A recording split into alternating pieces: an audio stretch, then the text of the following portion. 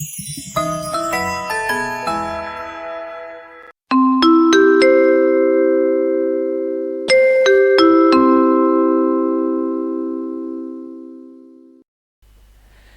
buenas noches a todos los que están presentes en la sala y también los que verán grabado este encuentro de Antropoceno. Estimo que es el número 10 de esta segunda temporada. Antropoceno se reúne todos los jueves de 19 a 20:30 y después lo publicamos en nuestro canal de YouTube, Antropoceno en YouTube. Siempre con muchas inquietudes, con muchos temas para tocar y con invitados súper especiales. Uno de ellos es un colega muy reconocido nuestro, el ingeniero Iván Jorge Bartolucci.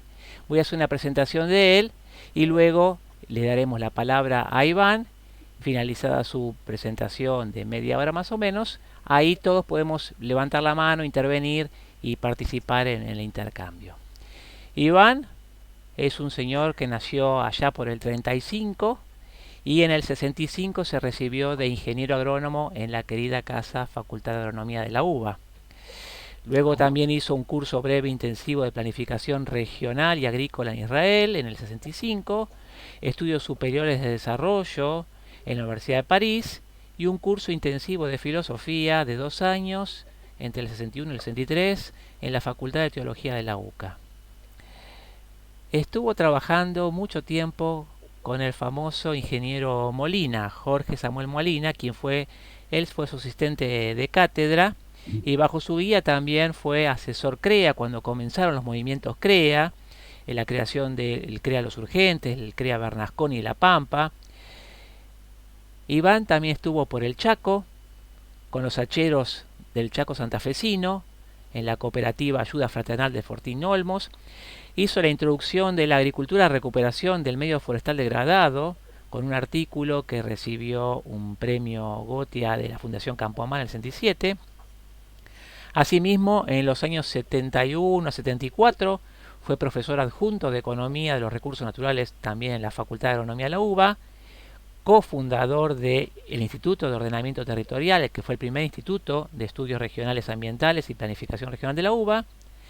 Fue cofundador del Instituto de Estudios Sociales entre el 70 y el 74, director general de promoción del Ministerio de Asuntos Agrarios de la provincia de Buenos Aires también por esos años. Luego le tocó años de exilio en Francia, ahí estuvo en el Instituto de Educación y Desarrollo de París, y hacia los años 80-90 comenzó una etapa internacional donde él trabajó en la UNESCO, en la FAO, en el Banco Mundial, en la cooperación francesa de la Comisión Europea, estuvo por África haciendo muchas cosas. Ya en este siglo fue contratado por la Universidad de La Pampa para hacer unas consultorías, contratado por APRESIDE en el 2008 y en los últimos años fue autor de un libro, de un ensayo patrocinado por el Departamento de Economía Rural llamado Pioneros y Frentes de Expansión Agrícola, que es de editorial Orientación Gráfica, y formó parte como editor de la publicación póstuma del ingeniero Molina que se llama El Petróleo Verde, de la editorial Orientación Gráfica, también del año 2018. Ahí nos está mostrando en pantalla, después lo vamos a comentar. Entonces le damos una bienvenida muy importante a Iván y esperamos que todos puedan disfrutar de esta interesante reunión y estos comentarios con el tema ¿por qué la Argentina puede desbloquearse? Adelante Iván, bienvenido. Bueno, gracias por darme la oportunidad de explicarles un poco el fruto del trabajo de años, de decenios. Si hablo de desbloquear, quiere decir que supongo que la Argentina está bloqueada. Yo creo que no van a haber muchas personas que me desmientan, porque realmente vivimos de crisis en crisis, que son crisis recurrentes, siendo de que visto del exterior, no, incluso el Banco Mundial, la gente se sorprende porque tenemos todo para ser un país próspero y rico, y sin embargo nos seguimos hundiendo en la pobreza. Ahora, ¿por qué si tenemos todo? Entonces voy a tratar de explicar qué es lo que yo encontré. Primero les digo cómo lo encontré. Lo encontré con un contrato cuando era digamos, profesor adjunto de Economía de Recursos Naturales en la FAUBA, me contrataron en la OEA para estudiar en un grupo, un equipo que trabajó más de un año y medio en Curitiba, las causas de la erosión de los cafetales. Ahora, yo estudié eso y me di cuenta de que había un fenómeno de corrimiento de las fronteras agrícolas en el Brasil. Eso se llaman los frentes de expansión agrícola. Ahora, me interesó saber si algún otro había trabajado sobre eso y descubrí que exactamente lo mismo se ve en Estados Unidos, en el Canadá, en Australia, en Nueva Zelanda y también en Argentina. Solamente que en Argentina eso existe y es el motor, la locomotora que tenemos sana de los pioneros, que mantiene la economía del país, que es una realidad de la cual no se habla, y yo creo que es por razones ideológicas, y que no se ha estudiado. Espero que después de esta charla alguien tome la posta y siga y que propongan hacer tesis o estudios para estudiar los frentes de expansión agrícola de la agricultura de exportación de la Argentina. Ahora, ¿por qué? Voy a empezar como los del Colegio de Francia, leo. ¿Por qué la Argentina puede desbloquearse? Porque es uno de los 6 países nuevos del mundo. Los países nuevos del mundo son nominativamente el oeste de Canadá en América, el oeste de Canadá, el Middle West, el noroeste y el este de Estados Unidos, el Brasil, que se organiza a partir de São Paulo, el Plata, tanto organizado a partir de Buenos Aires, Rosario, como de Montevideo, y luego en Oceanía están Australia y Nueva Zelanda. Ahora, ¿por qué no hay otros países? Y bueno, porque esos países, yo tomé el nombre de países nuevos de geógrafos franceses que hablan de países nuevos de una manera mucho más general. Pero para mí los países nuevos son esos 6 que se formaron de una cierta manera. Un país nuevo es uno que se forma cuando 3 condiciones se dan simultáneamente en el mismo lugar. La primera es responder a una demanda externa solvente, regular, firme. Y la segunda, disponer de tierras fértiles. La tercera es disponer de los recursos humanos idóneos para producir lo que esa demanda está pidiendo. Un primer comentario, aparte de eso, el Río de la Plata, en el momento en que llegaron los que sí saben hacer las cosas, que era la inversión europea, a partir de 1854 más o menos, no, aparte de Tucumán, y aparte la zona de Cuyo, que en realidad es una extensión de Chile, que son zonas modernas. Pero aparte de esas 2 zonas, el país es un país gaucho, y los gauchos son descendientes de las tropas feudales que se han quedado aquí y han tenido hijos. Bueno, esos no tienen cultura de producción, tienen una cultura feudal. Vamos a ver qué es una cultura feudal un poco más tarde. Entonces, se plantean varias preguntas sobre los frentes de expansión, porque si en algún lugar o momento las 3 condiciones de que hablé son satisfechas, entonces se forman frentes de expansión agrícola, que al principio aparecen como fronteras, pero después se estabilizan, pero no por eso dejan de ser frentes de producción de riquezas. Bueno, esos frentes de producción hacen que el país donde están devenga lo que yo llamo un país nuevo. la dinámica de esos frentes de expansión, ya vamos a ver un poco más en detalle, es autoindustrializadora. Incluso en Argentina. Argentina se industrializó, pero de una manera caótica, no siguiendo el modelo de centro y periférico de los países nuevos. Ahora, entonces me planteo varias preguntas. ¿Dónde nacieron los países nuevos? Es decir, los frentes de expansión de agroexportación. ¿Cuándo ocurrió eso? ¿Quiénes lo realizaron? ¿Cómo se formaron los frentes de expansión? ¿La dinámica es realmente autoindustrializadora?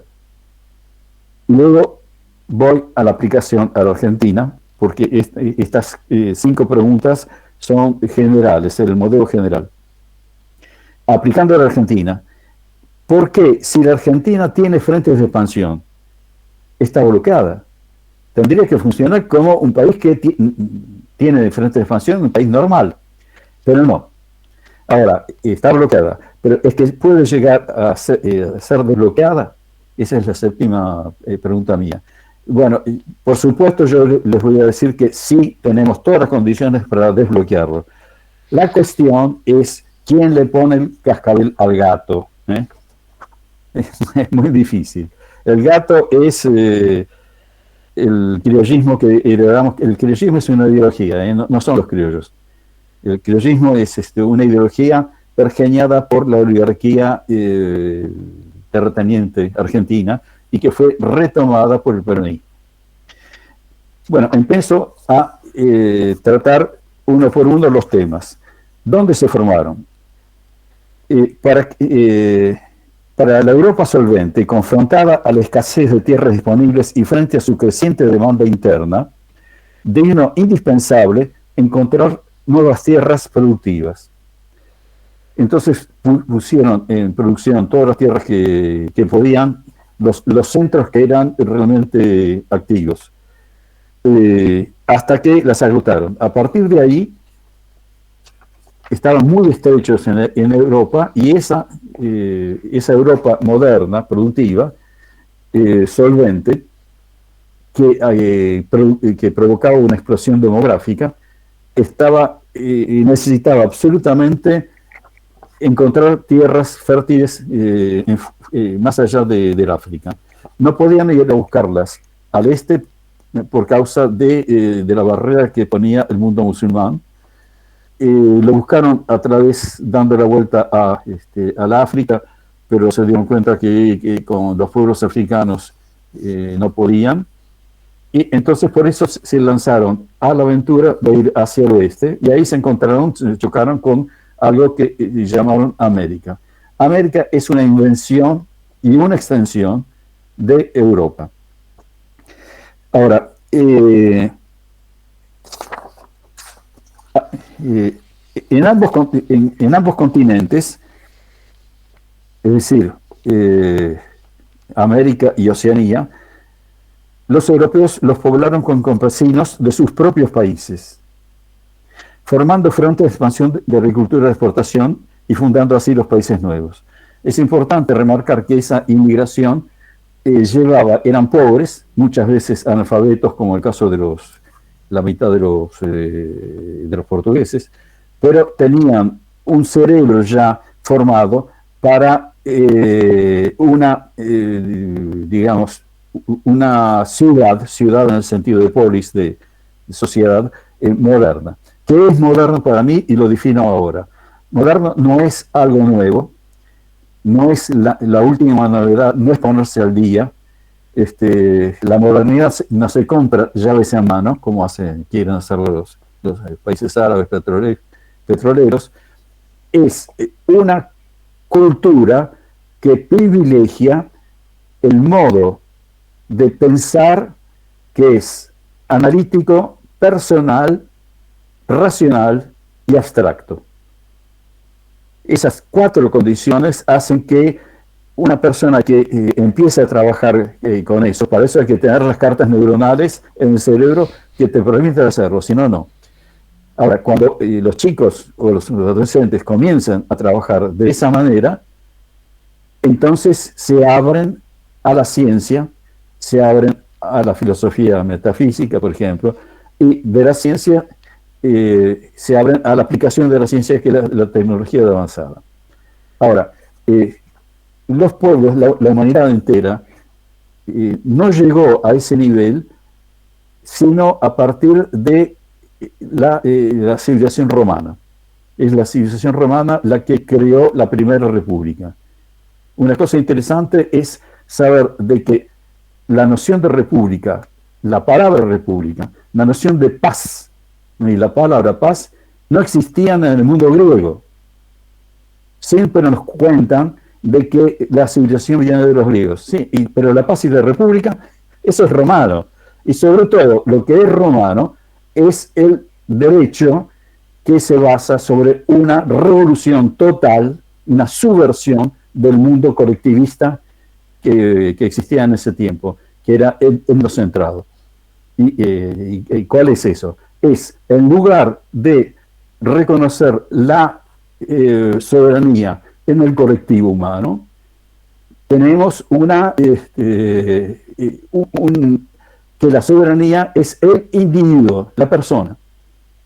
El derecho romano, por eso es que se implantó en todo el mundo, salvo los países de derecho islámico y salvo Mongolia Exterior, que son costumbristas, todo el resto del mundo se inspiró en el derecho romano, que es el derecho que nace de la libertad personal de cada uno, siempre que uno sea solidario. Esa es la condición. Y es así como nace la República. Cuando se hicieron los países nuevos, el movimiento se produjo cuando la demanda solvente insatisfecha de Europa provocó una imperiosa necesidad de extender sus tierras cultivables. Acá un pequeño comentario. Lo de buscar especias en China o en la India es un cuento chino. Es un cuento que inventaron los pueblos comerciales. En realidad no era eso lo que necesitaban los europeos modernos. Eran tierras fértiles para producir lo que ellos estaban pidiendo.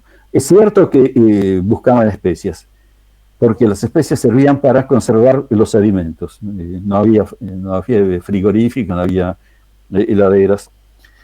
Pero la razón principal es lo que realmente hicieron, es decir, salieron hacia el oeste a buscar tierras.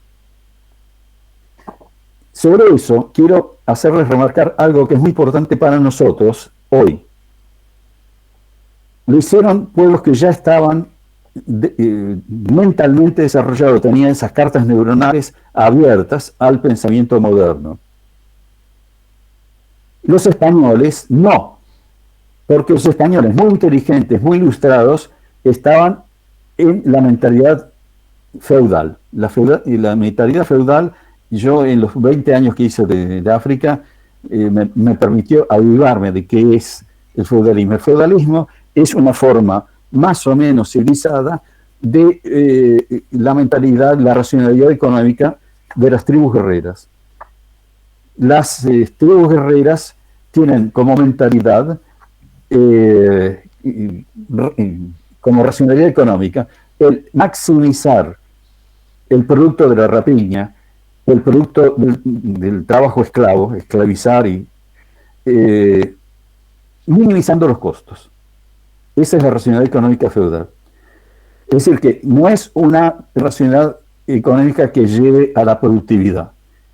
Nunca van a ver ustedes que traigan poblaciones de Europa con mujeres y con hijos para que hagan chacas y trabajen. Eso no es feudal.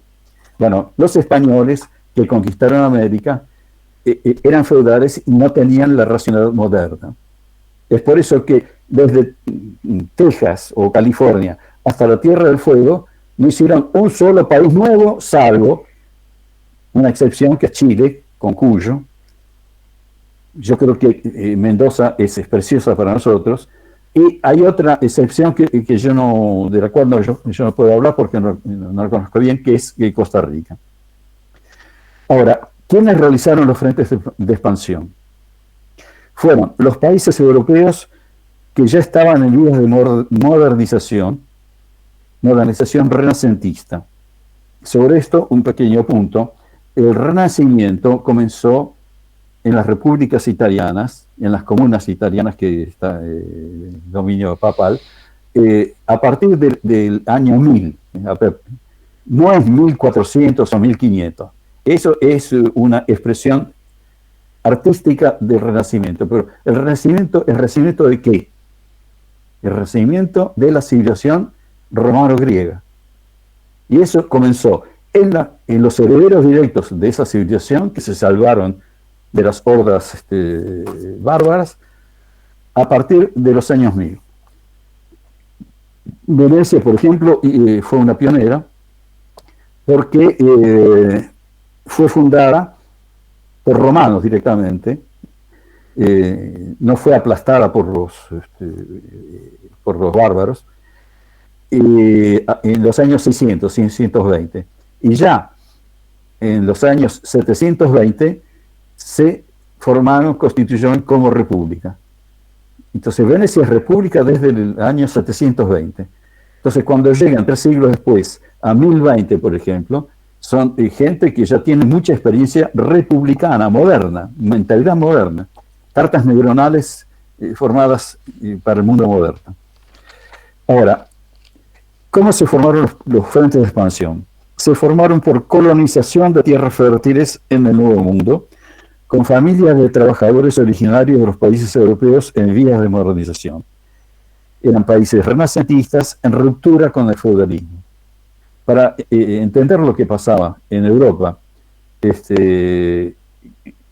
antes del descubrimiento de América, tienen que verlo como una especie de metástasis, en el cual el tejido metastásico no es maligno, sino que es creador de una nueva civilización, que es la civilización moderna, renacentista. Europa estaba completamente sumergida por las tribus bárbaras que eran tribus guerreras, y es a partir de el renacimiento de la civilización romana que hace hincapié en la soberanía de la persona individual. Eso viene de los romanos, no de los griegos. Los griegos se quedaron en la antigüedad. Bueno, nosotros vivimos un mundo moderno que fue fundado por los romanos. Ahora,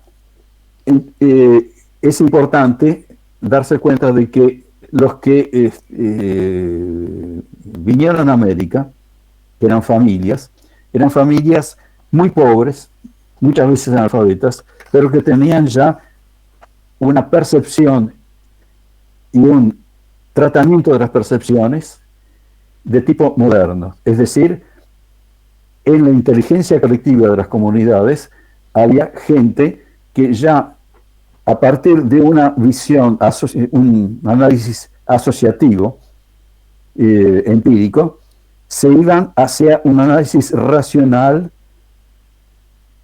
abstracto. Y con eso pasaban a formularse preguntas científicas, y luego de responder a las preguntas científicas, pasaban a la aplicación, que eran las técnicas modernas. ¿Cómo se formaron los frentes de expansión? Los frentes de expansión se formaron por colonización de las tierras fértiles en el Nuevo Mundo, con familias de trabajadores originarios de los países europeos en vías de modernización.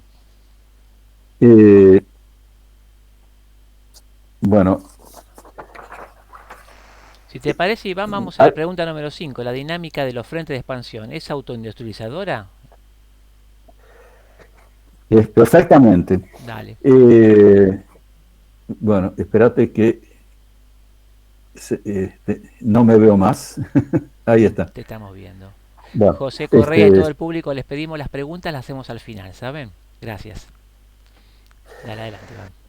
Bueno, es autoindustrializadora. La experiencia dice de que esos 6 países que les nombré, que yo llamo países nuevos, que son los frentes que fueron estructurados que son los países que fueron estructurados por frentes de expansión agrícola de exportación, pasaron inmediatamente a la agroindustria, ¿no? Me decía un un tano de Córdoba, un chacarero de Crea, que en toda familia, en la época de sus abuelos, ahora serían los bisabuelos, los tanos que llegaron, había siempre 10, 12 hijos. Ahora, en esos 10, 12 hijos, en esa docena, había siempre un fierrero. Un fierrero es un muchacho que, mucho más que interesarse en cultivar la tierra, se interesaba en arreglar las herramientas. Bueno, primero comenzaron arreglando las herramientas en acero en la propia chacra, después se fueron al pueblo, instalaron un taller, y después se hace algo así como Ditela, Drueta, o esas grandes industrias. Bueno, ese es el camino que siguieron exactamente la industrialización en los Estados Unidos.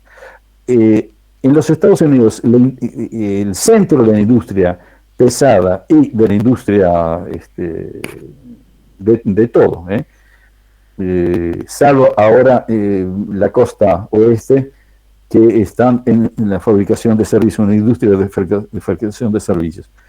Bueno, pero la industria mecánica, electromagnética y misma digital, se nació allí donde los estados tienen sus frentes de expansión de agricultura de exportación. Es algo que si no te lo dicen, no te lo puedes creer, porque uno se imagina, bueno, los Estados Unidos tienen una agricultura que puede ser que sea importante, pero tienen una industria, pero la industria nació de la agricultura. ¿Y cómo? Por el juego de dos coeficientes económicos que juegan en acuerdo, siempre que haya una élite empresaria que sea capaz de utilizarlos. Esa élite empresaria, Marx la llamaba la burguesía nacional. Nacional, ¿por qué? Porque es la que prefiere invertir localmente, en el país, que no va a fugar y que no es sobre todo la mentalidad rentista de los feudales. ¿Sí? No es inmobiliaria, no es hotelería, es fabricar bienes. Ahora, y de eso es una, digamos, evolución natural de lo que hacen los productores agrícolas, que producen, cuando la materia que trabajan es el acero, el vidrio, el plástico, bueno, esos productores que eran agrícolas se convierten en industriales. Es por eso que las mayores industrias en Estados Unidos están entre Chicago y Detroit. En francés es Detroit. Bueno, y no es por casualidad, es allí. Ahora, en el Brasil, ¿dónde está? Justamente en el centro, en donde los varones del café impusieron un régimen, un régimen institucional moderno, republicano, que es São Paulo. El Brasil moderno se está organizando a partir de una extensión de São Paulo, y eso se puede ver en los mapas.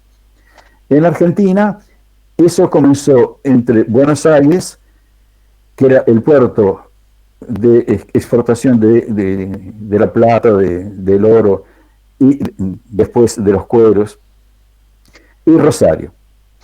Es por eso que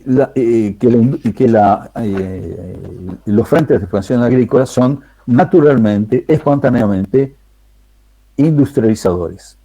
Ahora, si son industrializadores, entonces nosotros no tenemos frentes de expansión, sí que los tenemos. Y ahora paso entonces a el sexto punto, Es decir, si la Argentina tiene frentes de expansión, ¿por qué está bloqueada? Eso hay que explicarlo. Y me gustaría hacer una pausa, no lo voy a hacer porque espero respuestas de los que me están escuchando. Pero me gustaría preguntar a ustedes,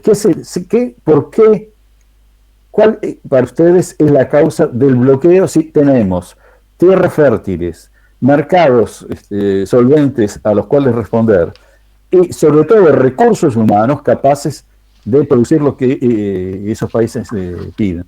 ¿Por qué mierda estamos en todos estos problemas? Bueno, les digo, para ser breve, es porque estamos mandados por una ideología feudal. Ese es el problema. ¿Y dónde nos viene la ideología feudal? De la España.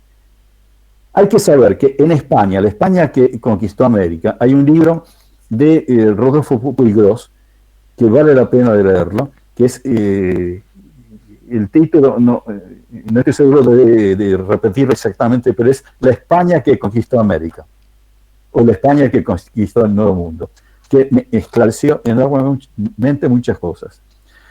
En la época, al principio del descubrimiento de América, el año 1500, digamos, en España había suficientes centros modernos, productivos, de pensamiento analítico, personal, abstracto, como para hacer de España un país nuevo. Pero los hicieron mierda. Los aplastaron como nuestro gobierno militar. Y eso terminaron, los modernos querían instalar lo que comunas. Y las comunas eran las comunas de las tierras papales, que ellos no se atrevían a decir repúblicas, pero eran repúblicas. Las comunas eran repúblicas. Solamente que en tierra papal no se llamaban repúblicas, sino comunas, pero eran repúblicas. Vos tenías que, por ejemplo, en Bolonia, que era una comuna, es ahí donde se fue fundada la primera universidad del mundo occidental, en el año 1080. Es por eso que el Renacimiento nació en el siglo XI, en los años 1000.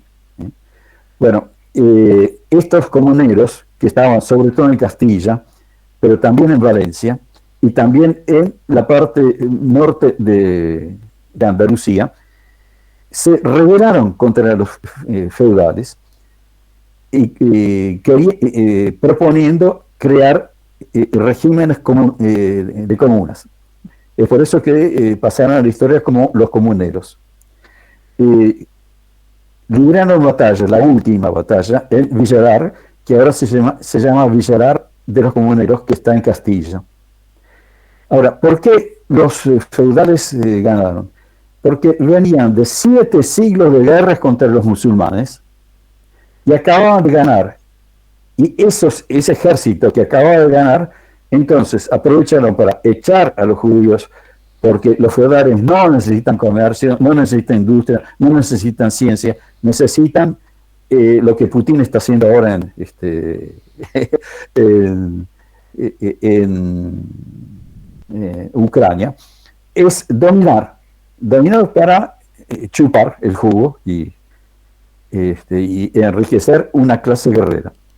Iván, hablemos de los caudillos entonces aquí, que viene esta parte, ¿no? Los caudillos en Argentina.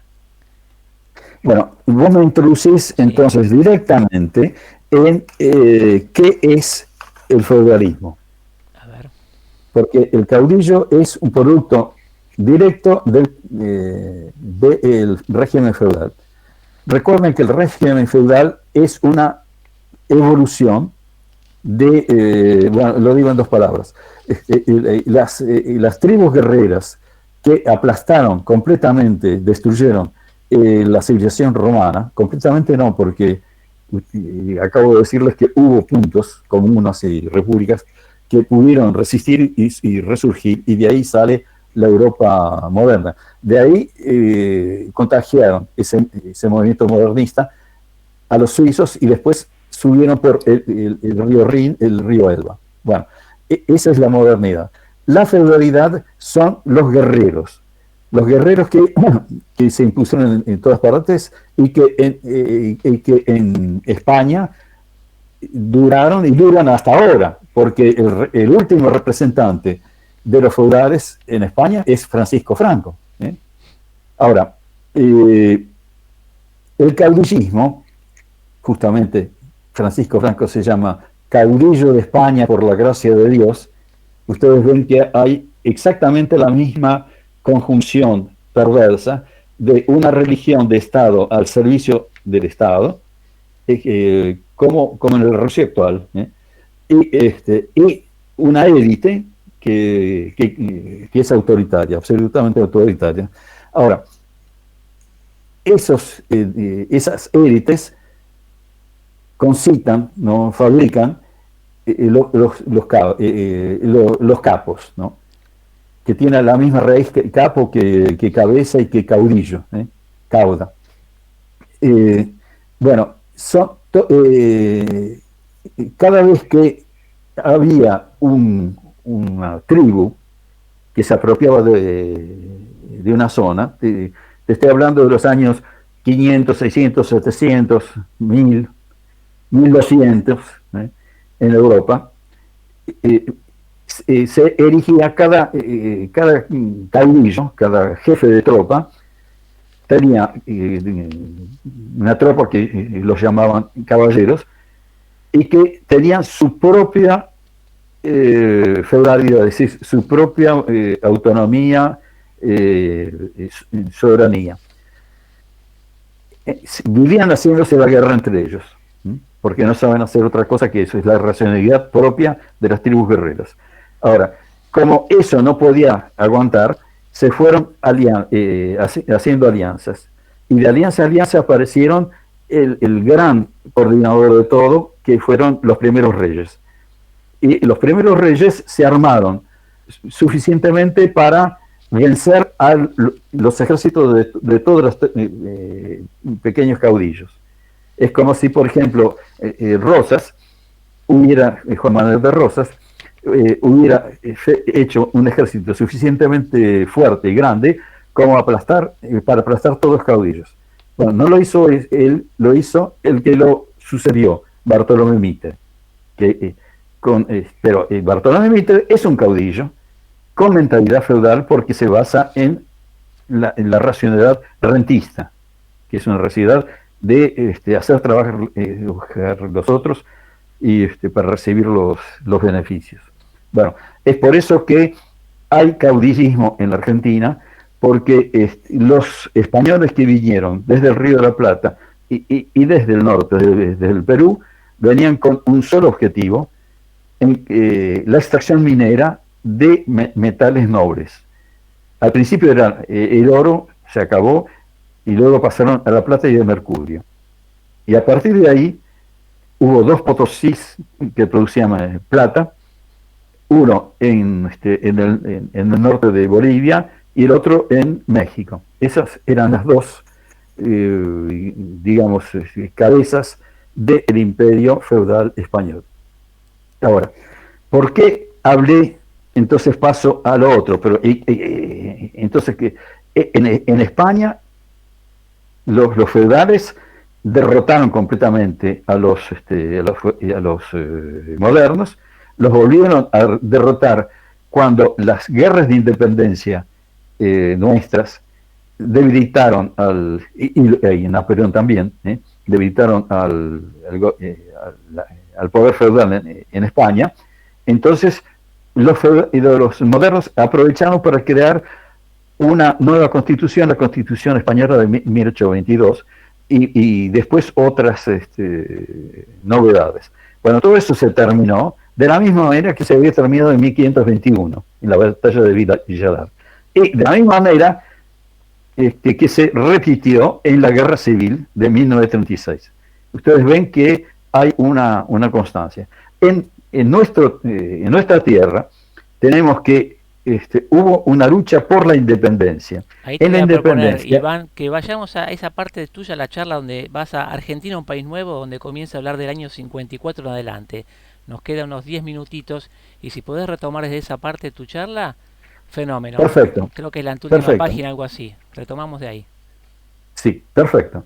Bueno, ¿por qué elegí? Es un poco arbitrario.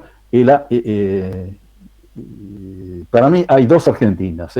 La Argentina feudal, que según mi interpretación sigue comandando la oligarquía desapareció prácticamente, pero no la racionalidad económica feudal, y lo vemos, y además la mentalidad criollista, hay que decir, ¿qué es el criollismo?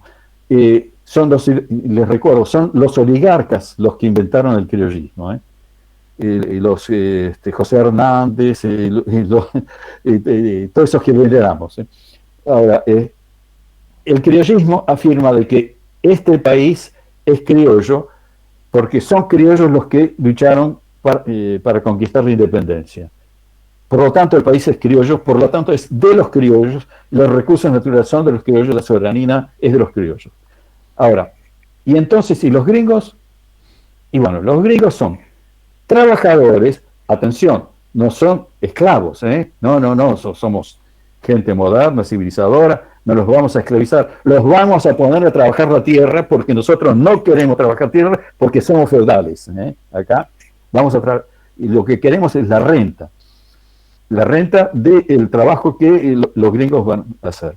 Entonces, hacen venir unos 8 millones, o más de 8 millones de europeos, de los cuales la mitad se fue. ¿Por qué se fue?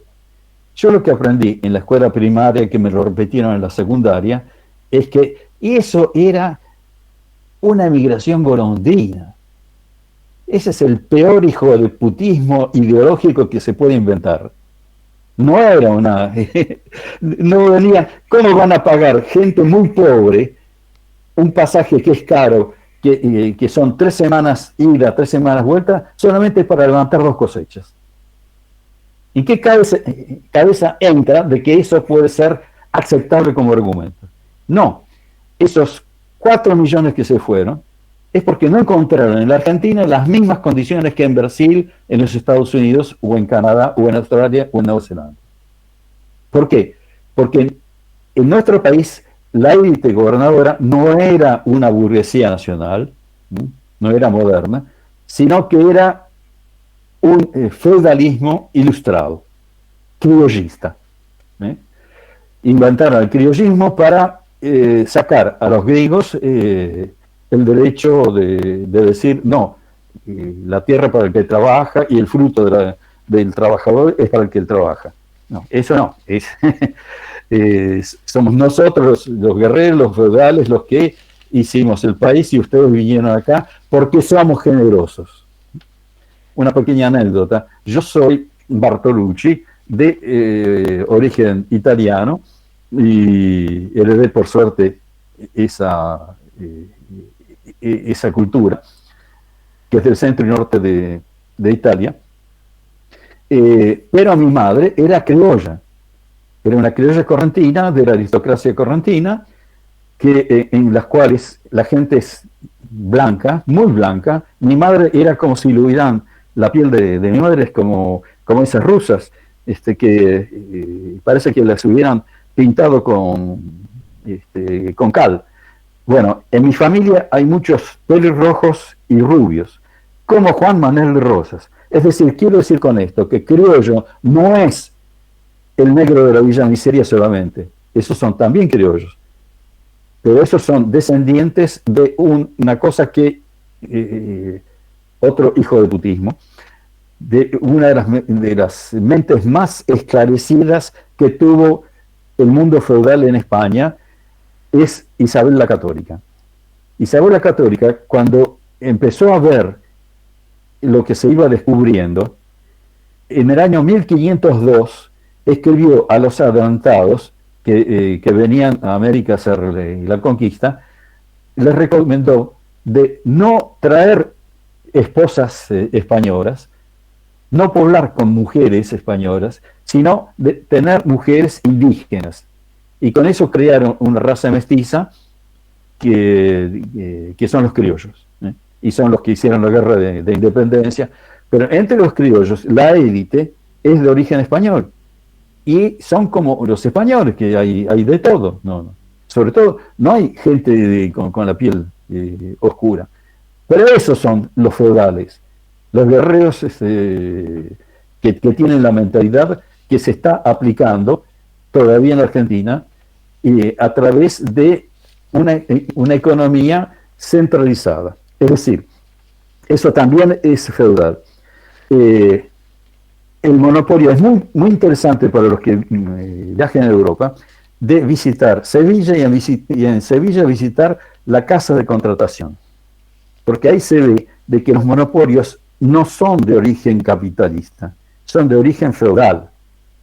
Porque es la concentración del poder para poder, es una bomba de succión, ¿no?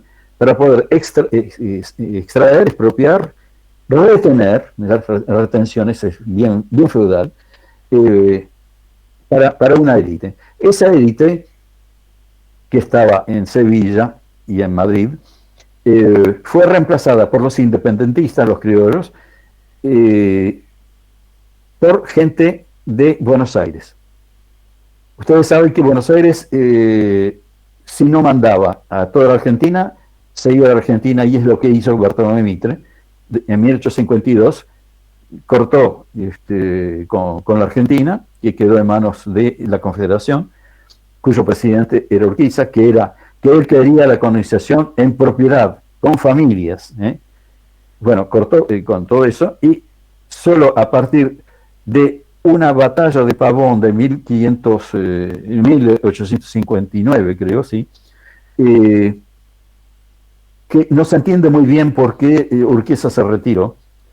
Yo estuve en el museo de Urquiza en Entre Ríos, y lo que entendí es lo siguiente, es que la gente realmente moderna, la que hizo la Constitución de 1853, que es una joya, era gente realmente moderna, pero era un puñadito de intelectuales. Desplazarlos era muy fácil, y es lo que hizo Bartolomé Mitre, Julio Argentino Rocas y todos los que estamos venerando y poniendo los nombres de ellos en todas las avenidas y calles. Ahora, yo creo que no sé si podemos parar por acá para dejar... Iván, nos quedan unos segunditos. Yo diría que vayas a la última pregunta, que es: ¿se puede desbloquear la sociedad argentina? Y aquí vas a hablar de la burguesía, la conciencia social, algunos tips motivadores para empezar a hacer la apertura de la charla, si te parece. Y tenés razón, porque es lo más importante. Todo este bla bla, ¿a dónde lleva? Si no lleva a soluciones. Bueno, está visto de que tenemos los recursos, la gente, ¿no? La mayor parte de la población argentina es de origen de la inmigración europea. Y hay mucha mezcla entre criollos y gringos, y muchos criollos son también de mentalidad moderna. Es decir, que tenemos una mayoría de recursos humanos de Argentina capaz de hacer funcionar la Argentina como un país nuevo, como el Brasil de San Pablo, como los Estados Unidos del este y el del centro-oeste, como el oeste del Canadá. ¿Y por qué no ocurre eso? Es porque estamos todavía en manos de caudillos, que es de origen, les acabo de decir, de origen de las tribus guerreras, es decir, de los godos. Los criollos que combatieron contra los españoles decían que el enemigo de ellos eran los godos, pero resulta que lo único que hicieron es cambiar, le sacaron el sombrero de comandante a los godos para ponérselo a ellos, pero con la misma mentalidad, la misma racionalidad feudal. Ahora, si tenemos una mayor parte de la población que no es feudal, que es moderna, ¿cómo es posible que no salgamos adelante? Mi respuesta es que sí, podemos hacerlo, porque tenemos frentes de expansión agrícola muy dinámicos. Y esos frentes de expansión agrícola son industrializadores, autoindustrializadores. Y esto no es cuento, basta ir a la Pampa Húmeda, al Valle del Río Negro, a Chubut, a ver los Welch, y al norte, porque el frente de expansión pampeano está infiltrando hacia el norte, noreste y noroeste. Bueno, si tenemos eso, lo que tendría que ocurrir para retomar el hilo de la historia de la Argentina real, es darle el poder, o que consigan el poder, la burguesía nacional que existe. Ahora bien, el núcleo central de la burguesía nacional yo la veo en los gringos del campo, que son tan odiados, y por razón, porque los que lo odian son criollistas. Ustedes ven que a través del discurso hay otra cosa que están luchando, que están, por la cual están luchando unos y otros. Y los peronistas, con el cuento de la mano de agua. No te preocupes, Leonardo, bueno, ya vamos a cerrar. Vamos a ir proponiendo el tema, me parece que el de la educación para la parte de formatear la mente, ¿no? Bueno, ahora, si por algún movimiento eficaz, la burguesía nacional, que no está politizada y no quiere politizar y no tiene proyecto de clase dominante, asumiera el rol que yo veo que debiera tener, yo me acuerdo que acá en Antropoceno difundí, lleno de bronca, hace 2 años, un paper, una nota que decía, despierta, gringo de mierda. Bueno, y Mariano Vinograd saltó al techo y me insultó y qué sé yo. Bueno, es verdad que no se puede comenzar insultando a la gente. Si los gringos se encuentran bien así, hay que ver que si se quedaron más de 4 millones de esos gringos y se radicaron acá y nosotros somos descendientes de ellos, es porque aceptaron las reglas de juego feudales, aceptaron los señoritos, aceptaron la oligarquía vacuna, fundaron, sí, la Unión Cívica, después la Unión Cívica Radical, pero cuando hubo una crisis verdadera, hubo un criollista, que nació con el nombre de Juan Domingo Sosa, que conocemos como Perón, bueno, que tenía las cosas bien claras. Pasa por ser fascista, no es fascista. El fascismo es hijo de una sociedad moderna industrial. No es fascismo, es feudal. El peronismo es feudalismo, como los oligarcas que inventaron la ideología criollista. Ahora, cuando todo eso se revierta y quede en manos de gente moderna, entonces lo primero que esa gente tiene que hacer, bueno, es desarrollar la producción y estoy seguro que van a multiplicar al menos por 2 la producción y la productividad en el país. Ahora, pero no solo para enriquecerse ellos, eso no tendría ningún significado, es para producir excedentes, ahorros que permitan financiar una cosa que es fundamental, que es un programa que es muy costoso y de muchos años, de educación precoz desde la cuna hasta la adolescencia, final de la adolescencia, y de nutrición también, destinado a los chicos más pobres, incluidos los indios, los indígenas, porque todos los chicos nacemos con las mismas capacidades, y es la cultura de la madre la que nos va atrapando y desarrollando o subdesarrollando.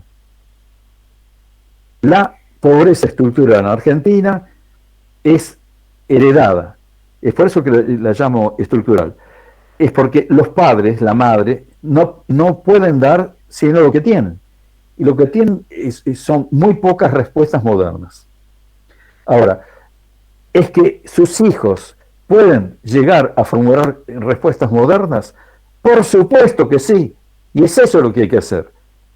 Es un gobierno que financie un programa de 15 años de educación y nutrición desde la cuna. Bueno, y con el objeto de crear mentes, es decir, cartas neuronales, que hagan a los chicos aptos a el pensamiento moderno, es decir, el análisis personal, crítico, abstracto. Muy bien, Iván, la verdad nos has dado una clase de historia y de conocimientos y nos has puesto en la cancha la pelota picando para que ahora sí pasemos a la segunda etapa de la reunión donde habían personas que querían hacer preguntas y puedan participar. Teníamos ahí hace un ratito, ¿quién era? Carlos Lara, que quería levantar la mano, o había otras personas. Le damos paso entonces a los que quieran preguntar en este momento. Mientras tanto, les recuerdo, estamos con Iván Jorge Bartolucci, por qué la Argentina puede desbloquearse, y él, en la última parte mencionó todo lo que es el tema de educación. Leonardo Amadeo, el turno es tuyo. Adelante, Leonardo.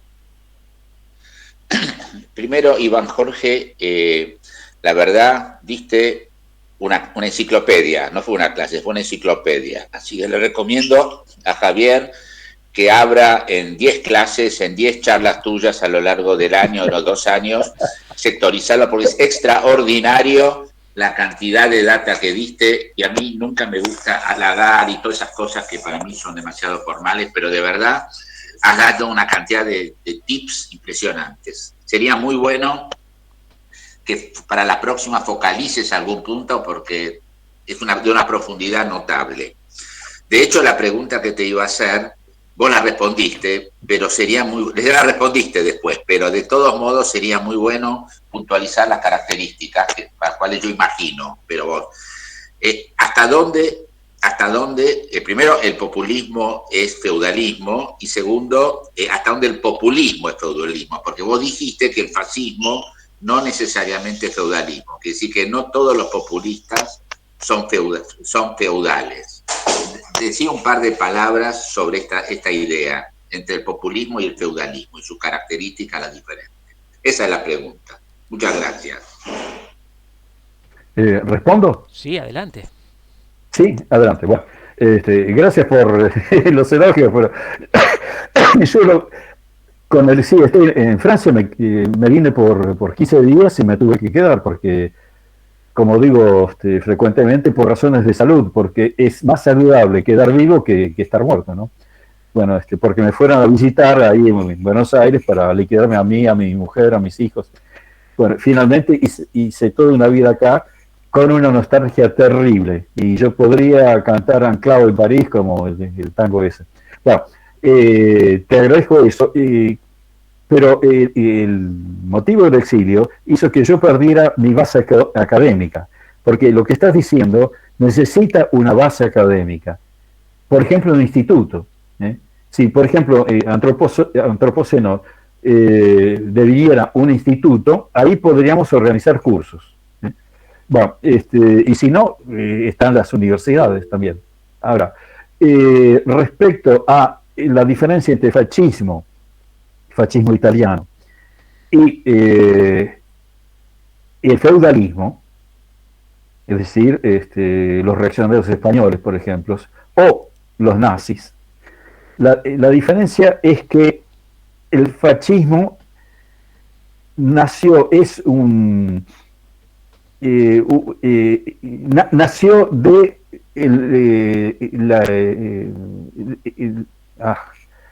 se me están cruzando un montón de cosas. Yo quiero dar una idea clara y resulta que sí, hay muchas cosas. Bueno, el fascismo nace en el Partido Socialista Italiano después de la Primera Guerra Mundial, en que Italia sale ganadora, y frente a una surgencia de la afirmación de la identidad nacional italiana.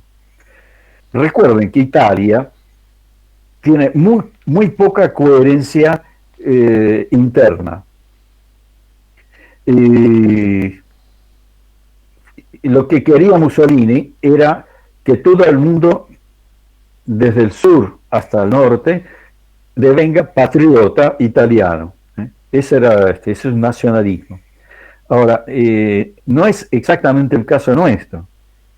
En el caso nuestro tenemos, por un lado, los que son argentinos de abolengo, por historia, que son los criollos, criollistas o no, criollistas o modernos, y los gringos, soy la mitad gringo, la mitad criollo, y los gringos que viven como pidiendo permiso para poder trabajar y ganarse la vida.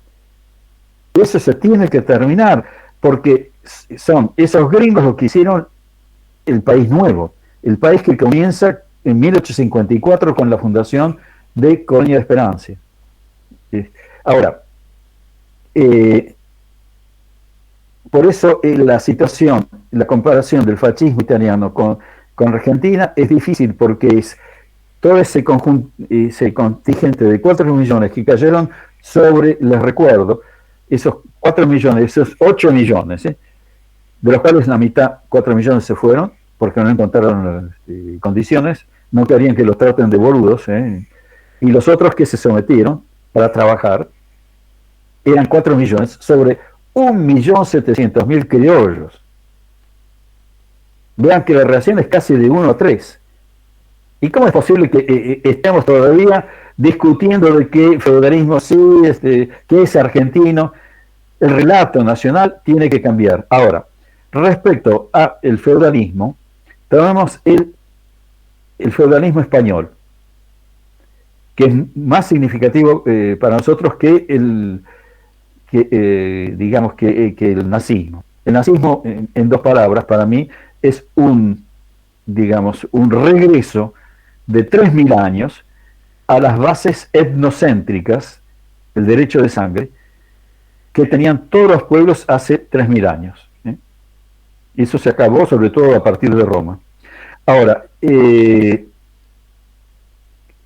feudalismo español es una casta militar que hizo la guerra a los musulmanes durante 7 siglos, que ganó, y luego se quedaron, y como no son estúpidos, son muy inteligentes y muy cultivados, han utilizado una cantidad de instituciones y modos de pensar modernos, porque la conquista española ocurrió en plena época renacentista.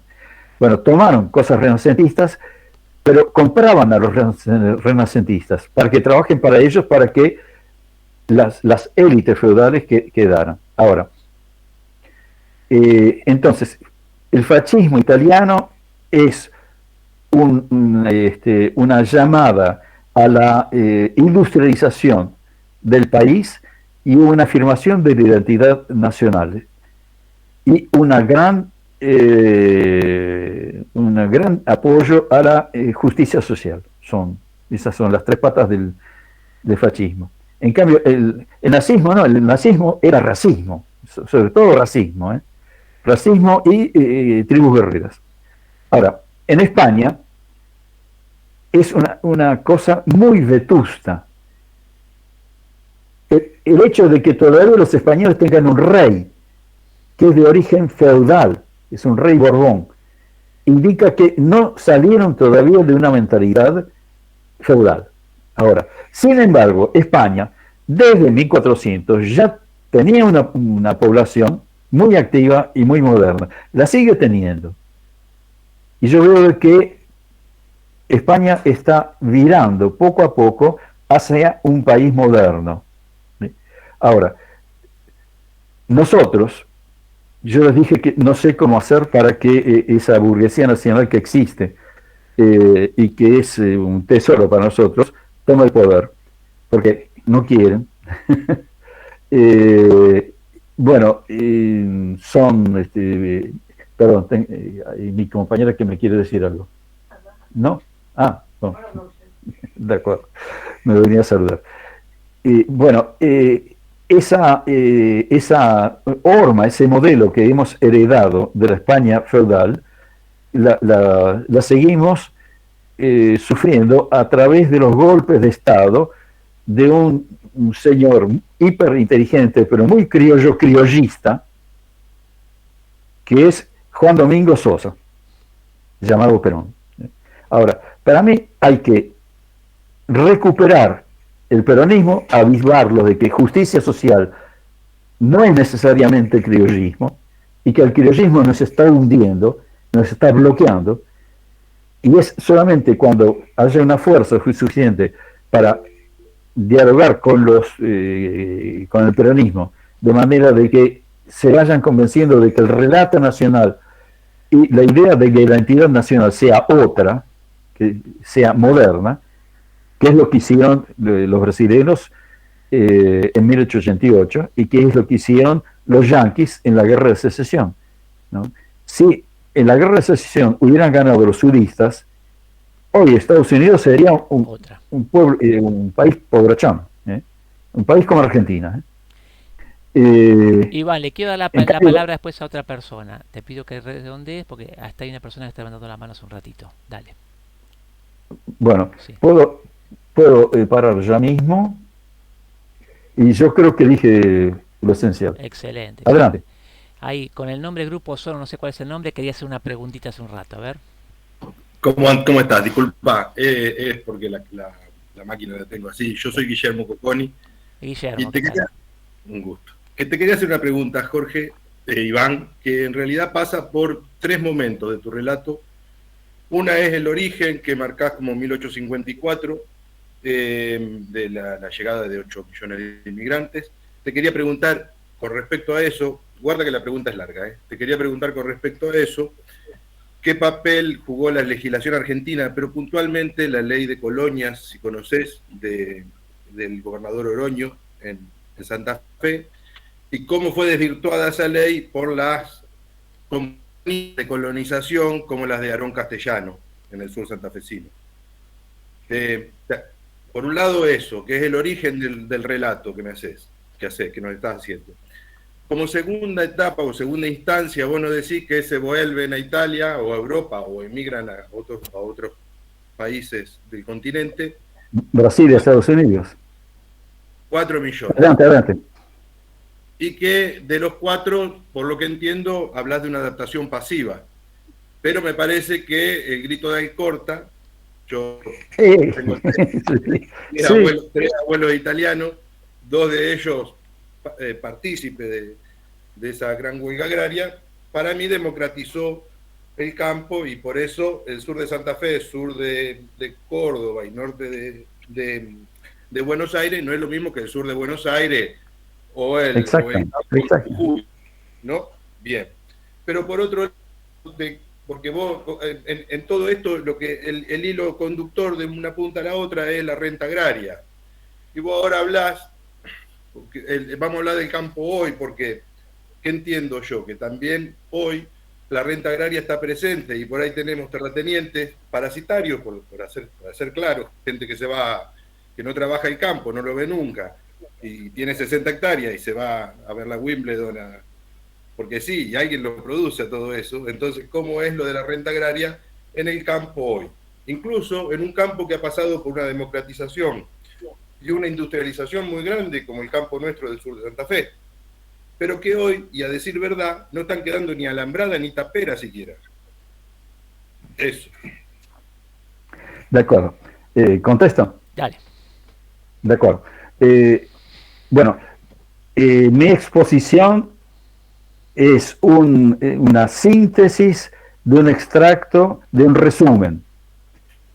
Es decir, tuve que cortar, es una cosa muy apretada. Entonces lo que quedó es, espero que no un mamarracho, pero sí como la paloma de Picasso, ¿no? Que todo el mundo cuando ve ese diseño que es a mano alzada, se da cuenta que quiso pintar una paloma, pero es algo de una abstracción total. Bueno, yo lo que traté de llegar a hacer es eso, como una paloma de Picasso, una cosa muy, digamos, abstracta. Ahora, vos planteas cuestiones que vienen después, una vez que se acepte el clivaje, digamos, la grieta entre la cultura rentística de origen feudal y la cultura moderna, productiva, una vez que se acepte eso y que se acepte que los productivos son mayoría y tienen que redefinir la identidad argentina, y que los hijos de estos tienen que llegar a ser modernos, no convertirlos, sino que ellos mismos se desarrollan a través de ese programa que se abre. Bueno, es a partir de ahí que es el tipo de cuestiones que vos planteaste devían importantes. Efectivamente, hubo la ley Sáenz Peña, la ley, nombraste la ley habló Oroño, hasta el grito de Alcorta, inclusive. Oroño, gobernador Oroño. Sí. La ley Oroño, de sí. del gobernador Oroño. Bueno, hay que reconocer una cosa, que en la guerra entre la Confederación, que tenía, digamos, la influencia fuerte de tipos realmente modernos, la Argentina hubiera sido otra, que es el grupo de Urquiza, Juan Bautista Alberdi.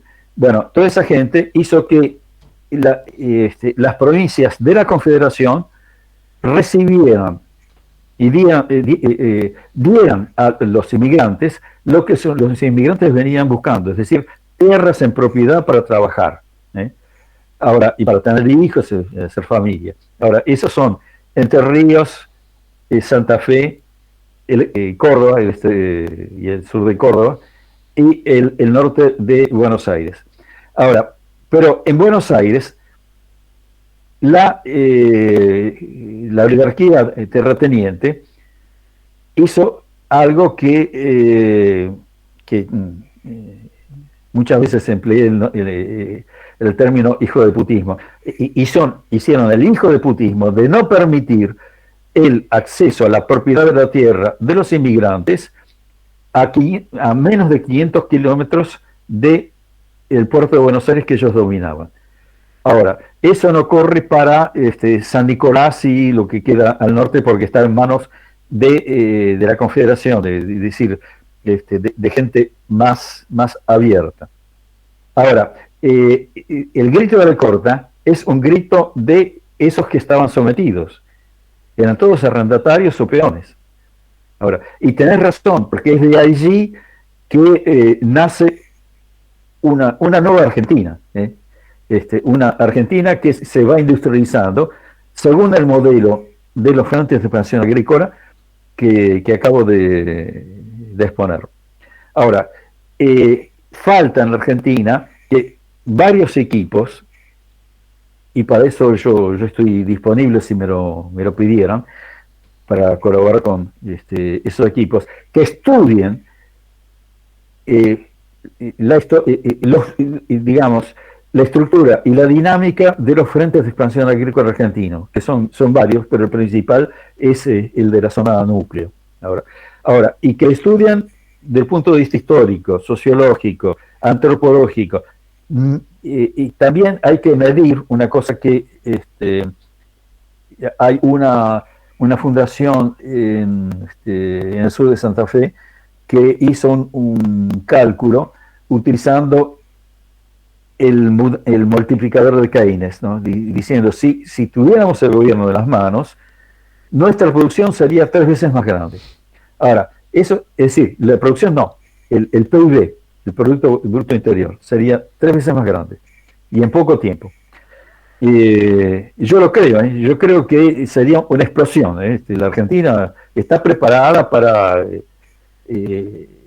explotar en el progreso si nos sacamos de encima este fardo de origen feudal. Ahora, esta fundación, que es chiquitita, que también está en la Bolsa de Cereales de Rosario, calcula un coeficiente de multiplicación de valor 6. Yo creo que es exagerado.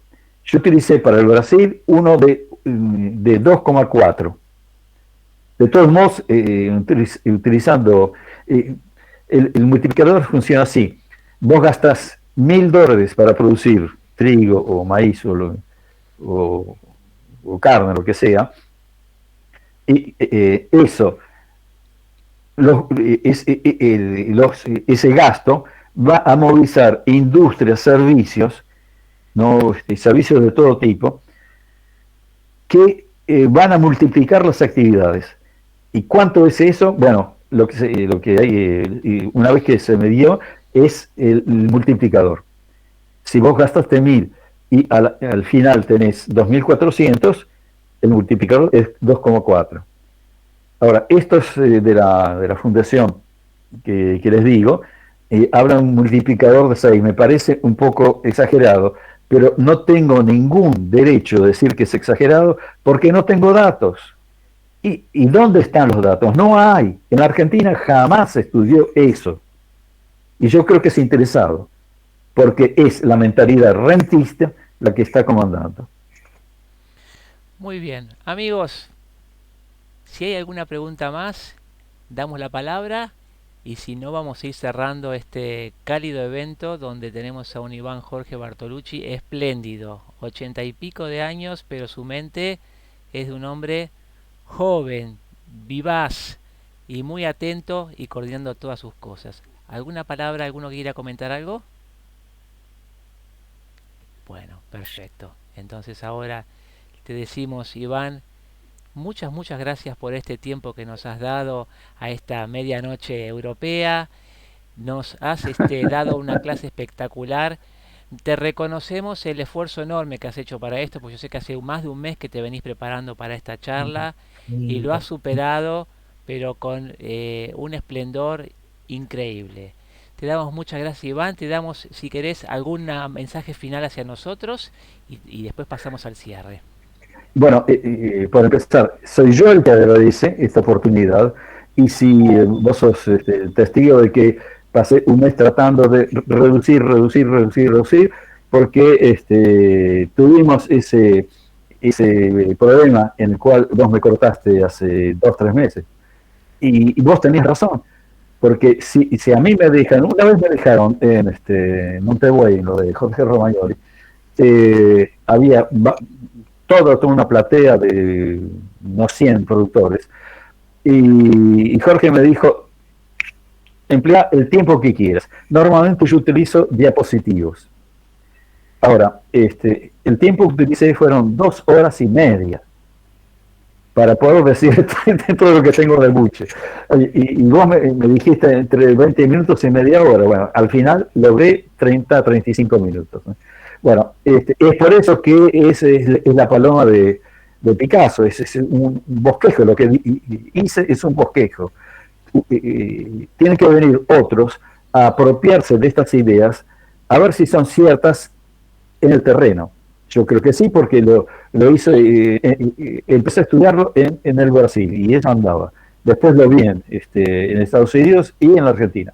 Bueno, y después, como palabra final, todo el poder a los gringos del campo. Iván Jorge Bertolucci, está a más de 15.000 kilómetros, lo tenemos aquí muy cerquita nuestro, lo tenemos de contacto, le hacemos un fuerte aplauso y un gran cariño y agradecerles en nombre de Antropoceno esta reunión, este momento, este encuentro. Gracias, Iván, y gracias a todos ustedes por encontrarse este momento. Antropoceno se digna de poder contar con estos momentos que son perlitas en el tiempo, este alto que hacemos los jueves, porque los jueves son de Antropocenos, para compartir con todos ustedes. Nos vemos la semana que viene con otro invitado especial, muy interesante, ustedes ya lo saben, el ex canciller Faury, y así tenemos una agenda ya casi armada hasta todo mayo y junio, así que se empieza a abrir la temporada para julio. Les mando un abrazo muy grande a todos y los despido. Nos vemos la semana que viene aquí en esto que se da por llamar Antropoceno. Chau a todos.